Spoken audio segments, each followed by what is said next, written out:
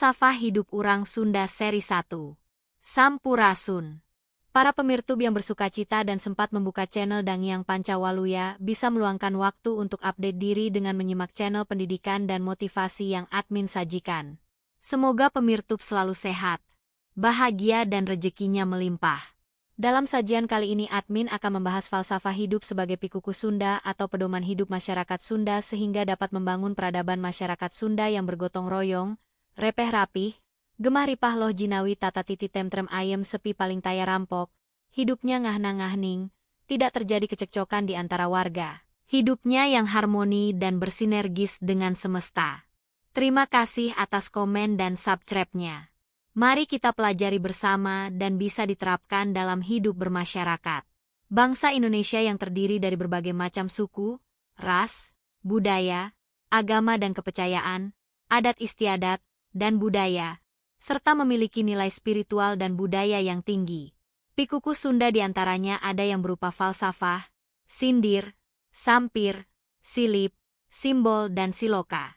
Sekarang kita akan membahas falsafah hidup masyarakat Sunda yang berguna bagi masyarakat agar berkarakter.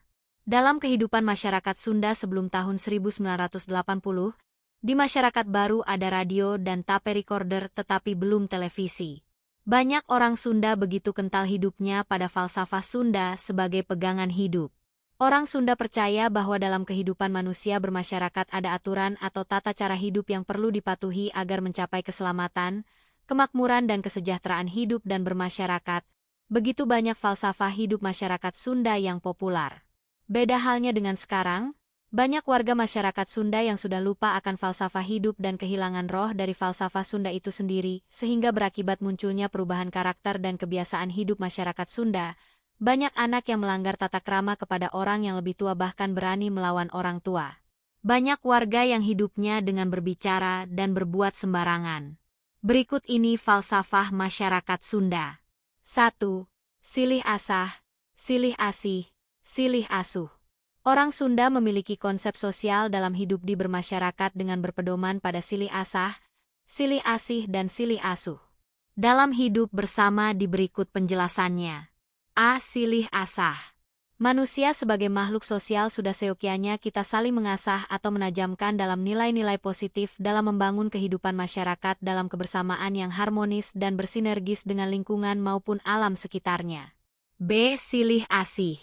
Saling asih saling berbagi kebaikan, saling menghargai, saling menghormati dan saling menyayangi satu dengan yang lain, seperti saling mengajari, saling mengayomi sehingga tercipta hubungan persaudaraan satu dengan yang lainnya tanpa adanya batasan sesuai falsafah dalam ajaran Pajajaran atau istilah lain berupa kesetaraan.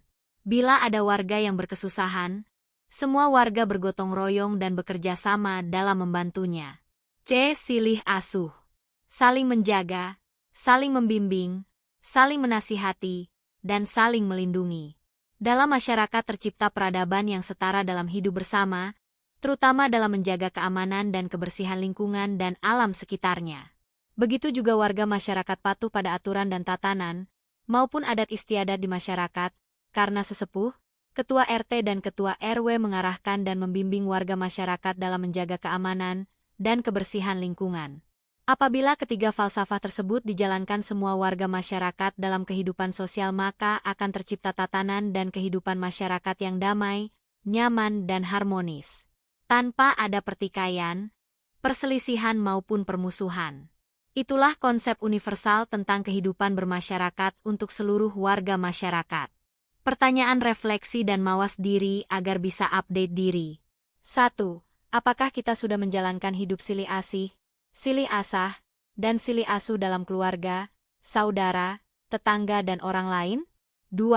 Apakah kita bisa hidup sendiri tanpa kebaikan orang lain? Misalnya kita mau makan, perlu petani, pedagang beras, pembuat pupuk, supir, dan sebagainya. 3. Apakah susahnya untuk berbuat baik kepada orang lain? Pesan A1. Ingat dan lakukan. Apa yang Anda harapkan orang lain perbuat kepada Anda, lakukanlah oleh Anda kepada orang lain dengan tulus dan ikhlas. Sebab barang siapa memberi ia akan menerima dan barang siapa mengambil yang ada padanya maka akan diambil pula apa yang ada padanya. Percaya, lalukanlah. 2. Kudu hade gogok, hade tagok atau baik dalam perkataan dan perbuatan. Hade gogok artinya bagus atau baik dalam berbicara. Bila berbicara yang baik dan bermanfaat bagi diri sendiri maupun orang lain. Jangan suka mengumpat, mengeluarkan kata-kata kotor atau menyakiti orang lain, nanti bisa tamiang meulit kabitis atau berbalik ke diri sendiri. Misalnya saya berkata kepada Anda bahwa Anda jelek. Nah akan berbalik sehingga yang jeleknya bukan Anda tetapi saya. Makanya harus berbicara baik dengan orang lain. Apa yang orang tabur maka dia akan memetik buahnya. Hade tagok bisa diartikan bagus atau baik dalam perbuatannya. Hidupnya akan mudah diterima oleh orang lain karena karakter baik. Bila ada orang yang berniat jelek malah berbalik pada dirinya sendiri, seperti senjata makan tuan.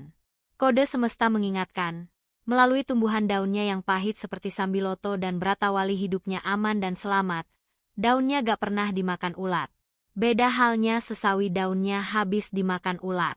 Makanya jangan mengganggu orang berperilaku baik, bisa-bisa kualat. Nah, bagaimana sekarang coba perhatikan kehidupan di masyarakat. Kita lihat di media sosial dan televisi, begitu mudah orang berbicara sembarangan kepada orang lain. Pertanyaan untuk refleksi dan mawas diri demi upaya update diri.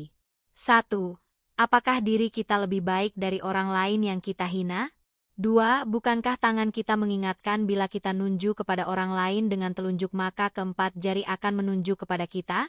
3. Apakah Tuhan Allah yang telah menciptakannya akan rela menyaksikan umatnya dihina dan diperlakukan sesuka hatinya?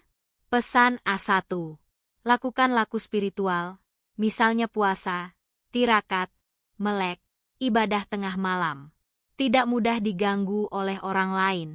Bagaikan tanaman sambiloto dan bratawali, daunnya tidak bisa dimakan ulat karena pahit.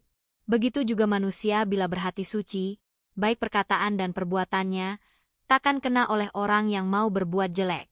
Orang yang bersih hatinya dilindungi oleh leluhurnya maupun oleh para malaikat. Bagaimana pemirtu percaya?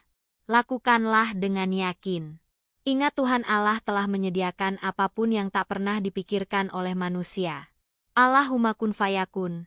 Tuhan Allah kalau sudah bersabda terjadilah menurut imanmu maka pasti terjadi. Amin. Para pemirtu yang bahagia, terima kasih. Anda telah menyimak sampai tuntas dan memahami maknanya sehingga dapat bermanfaat dalam mengupat diri. Ingat hari ini harus lebih baik dari hari kemarin dan hari esok harus lebih baik dari hari ini. Pemirtu yang bahagia, terima kasih atas komen dan subscribe-nya. Sampai jumpa pada kesempatan lain di channel Dangyang Pancawaluya episode berikut. Sampurasun.